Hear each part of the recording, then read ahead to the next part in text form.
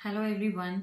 मैं हूं सोनिया और आज के सेगमेंट में हम लोग एक कहानी सुनेंगे जिसका शीर्षक है नमक की मिठास।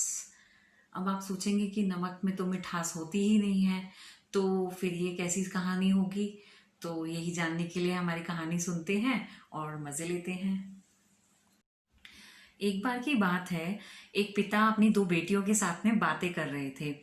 अब बात करते करते पिता ने दोनों बच्चों से एक सवाल पूछा।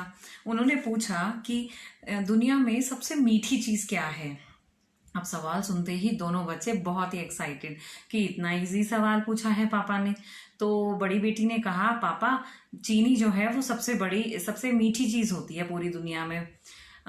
उसके पापा बड़े खुश हुए कि हाँ हाँ बेटा, वेरी गुड। और फिर जब छोटी बेटी की बारी आई तो उन्होंने उससे भी यही सवाल पूछा।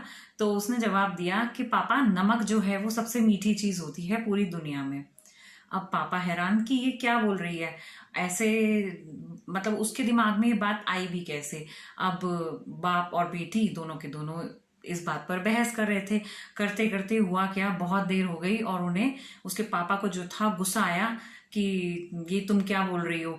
और उसके बाद में इतना गुस्सा उनका बढ़ गया कि उन्होंने एंड में उसको घर से निकाल दिया और ये कहा कि जिस घर में तुम्हें नमक जो है वो मीठा लगता हो, अब तुम जाके उसी घर में रहो। और उस बच्ची को घर से निकाल दिया। अब वो बच्ची अपने कॉटेज के बाहर जाके एक बेंच पर बैठी हुई थी। अब वो रो रही थी कि भाई ये क्या हुआ अचानक से। She was not able to accept कि हुआ क्या।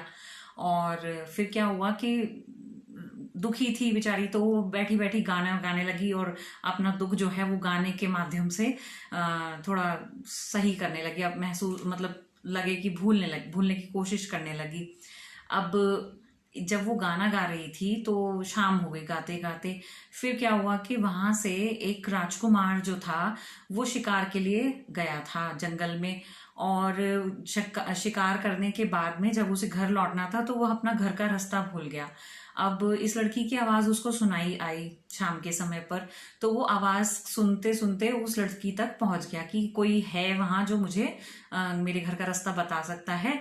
वो आवाज सुनकर उसके पास आया। अब जब उसने उस लड़की को देखा तो वो इतनी सुंदर थी कि उसे बहुत अच्छी लगी और वो उसको अपने महल में ले गया।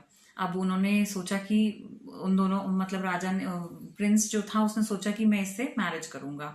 अब जब जो लड़की थी, जब शादी का दिन आया तो उसने अपने पिता को भी एक बुलावा भेजा था कि उसके पिता भी उसमें आए, लेकिन उसने बताया नहीं कि ये उन्हीं की ही बेटी है जिसकी शादी है। उन्हें लगा कि राजकुमार की शादी है जिसका न्योता उन्हें आया है, और वो वहां चले गए।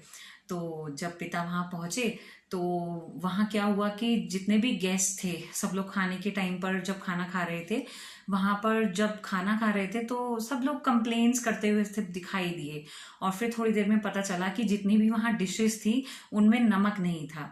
तो जब नमक नहीं था तो सब लोग बड़बड़ा रहे थे कि ये कैसा खाना दिया है, इसमें तो नमक ही नहीं है। तो जब पिता बहुत देर तक सब लोगों को सुन रहा था कि किस तरह की बातें लोग कर रहे हैं और क्या है, तो उसके मन में अपनी बेटी की याद आई।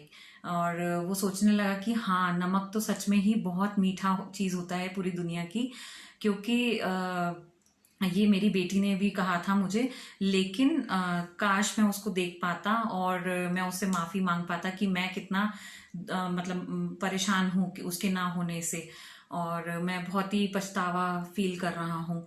तो अब पीछे ही उनके वो राजकुमारी जो उनकी बेटी थी वो खड़ी हुई थी, और उसने अपना जो घूंघट था उसको हटाया और अपने पिता से मिली, और वो दोनों रोने लगे और खूब मिलकर खुश भी हुए।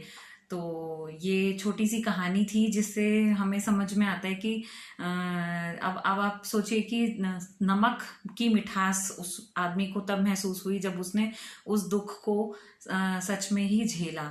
एक्चुअली क्या होता है, हम लोग की लाइफ में अगर सब कुछ अच्छा अच्छा चलता रहता है तो हम लोगों को उस अच्छाई की जो क्वालिटीज होती है ना, वो हम उसको इग्नोर करने लगते हैं कहीं ना कहीं। और जैसे ही थोड़ा सा दुख आता है तो, और उसके बाद में वापस सुख आता है, तो वो जो सुख उस दुख के बाद में आता है उसको हम ज्यादा वैल्यू करते हैं, उसकी कीमत समझते हैं। तो सॉल्ट और स्वीटनेस जो है हमारी लाइफ के सुख और दुख हैं जो बेहद जरूरी हैं। आशा करती हूँ आपको ये मेरी स्टोरी बहुत पसंद आई होगी। अपने लाइक्स और कमेंट्स के द्वारा अपना प्यार जताएं हमेशा की तरह। Bye bye.